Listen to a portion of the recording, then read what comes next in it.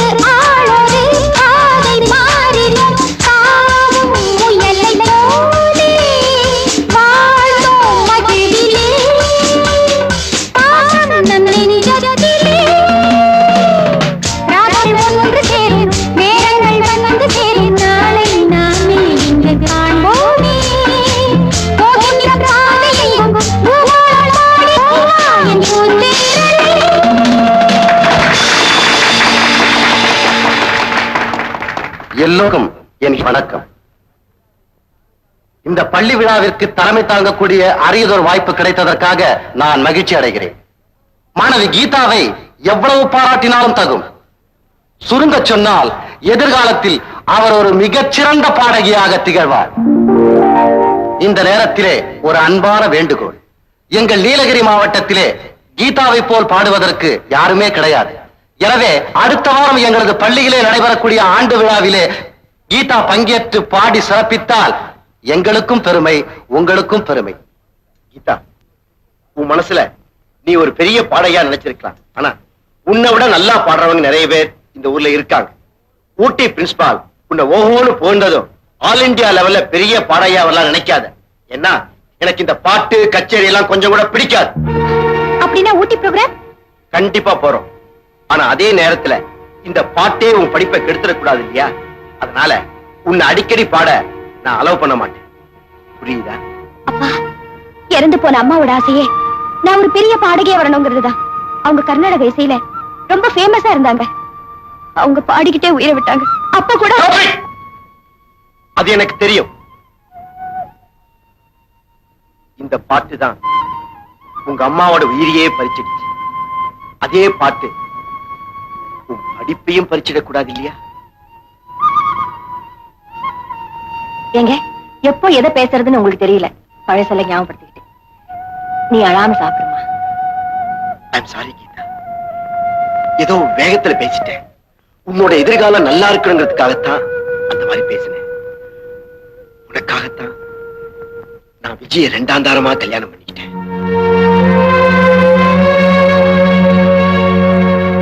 விஜய், விஜய், இப்ப உனக்கு என்னாச்சு?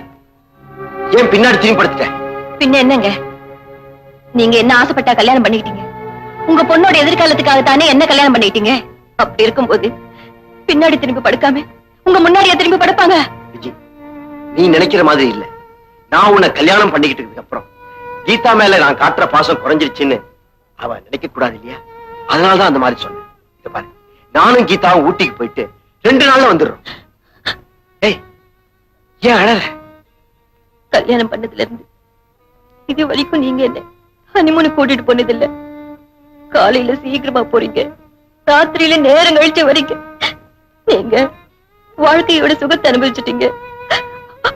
ஆனா நான் நீ என்ன சொல்ல வரேன்னு எனக்கு புரியுது விஜய். நீங்க பெரிய ஆளு, புரிஞ்சும் புரியாத மாதிரி நடிக்கிறீங்க. அப்பவே சொன்னாங்க 2ஆம் தரமா கல்யாணம் பண்ணிக்காதடின்னு. என் மேல ஆசை வச்ச முறமாவனை விட்டுட்டு உங்க மேல ஆசைப்பட்டு கல்யாணம் பண்ணிக்கிட்டதுக்கு இதுவும் வேணும், இன்னமும் வேணும். விஜய், இந்த வயசுல நான் உன்னோட ஹனிமூனுக்கு போனேன்.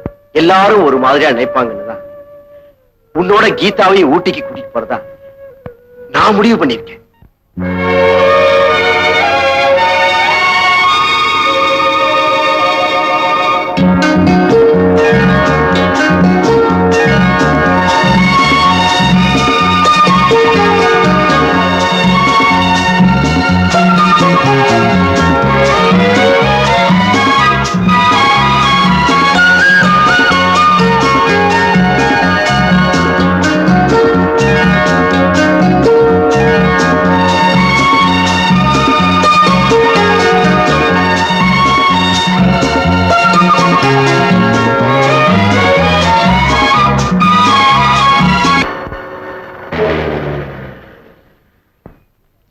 என்னப்பாச்சு? ரேடியேட்டர் ஹீட் ஆயிடுச்சு போலுங்க. பக்கத்து போய் தண்ணி கொண்டு வர. கொண்டு வா. அப்பா, அந்த வியூ பாயிண்ட் ரொம்ப நல்லா இருக்குப்பா. நான் போயிட்டு வரட்டுமா? போயிட்டு வாமா. Thank you daddy.